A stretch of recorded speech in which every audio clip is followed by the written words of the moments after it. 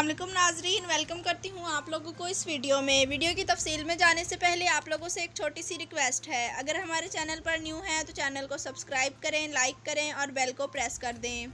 सफरी पाबंदियों के बायस यूएई से बाहर फंसे रिहायशियों का मुस्तकबिल क्या होगा? रिहायशी वीज़ा स्टेटस को लेकर परेशान।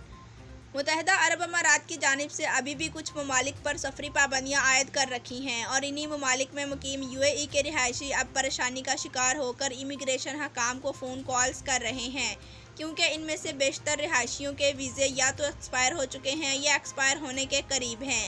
लिहाजा इन्हें अपने स्टेटस पर हकाम की जानिब से वजाहत दरकार है कि आया इनके वीज़ों के स्टेटस के साथ अब क्या किया जाएगा।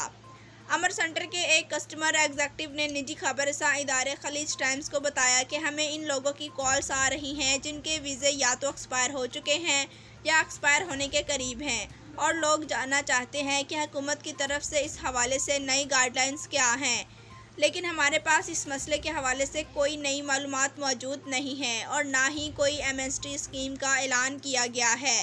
कस्टमर एग्जेक्टिव का मज़ीद कहना है, हम उन लोगों को तलकीन करते हैं कि वो इंतज़ार करें और सूरत हाल का जायज़ा लें और जल्दी में ना तो अपने वीज़े कैंसिल करवाएं और ना नए एंट्री परमिट के लिए अप्लाई करें।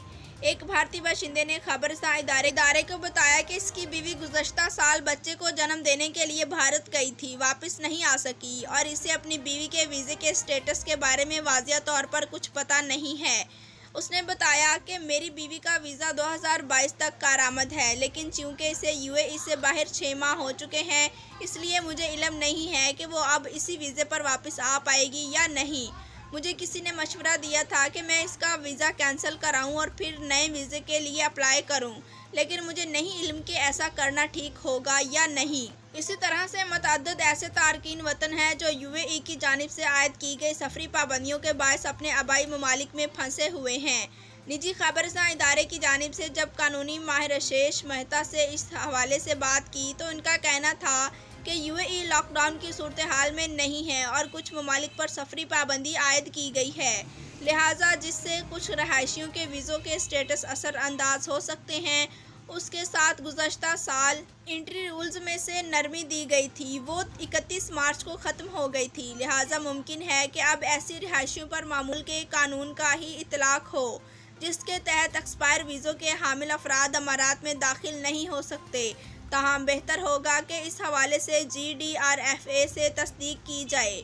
उन्होंने मज़ीद कहा कि मैं मशवरा दूंगा कि लोग परवाज़ों की बहाली का इंतज़ार करें, क्योंकि ऐसी सूरत हाल में यूएई हुकूमत कोई भी ऐलान नहीं कर सकती। ख्याल रहे कि इस वक्त यूएई हुकूमत ने हिंदुस्तान, पाकिस्तान, बांग्लादेश, नेपाल, श्रीलंका, जनूबी अफ्रीका, नाइजीरिया और ब्राज़ील पर आर्जी सफरी पाबंदी आयद कर रखी है। जी तो नाजरीन, वीडियो देखने का शुक्रिया। अल्लाह हाफिज़।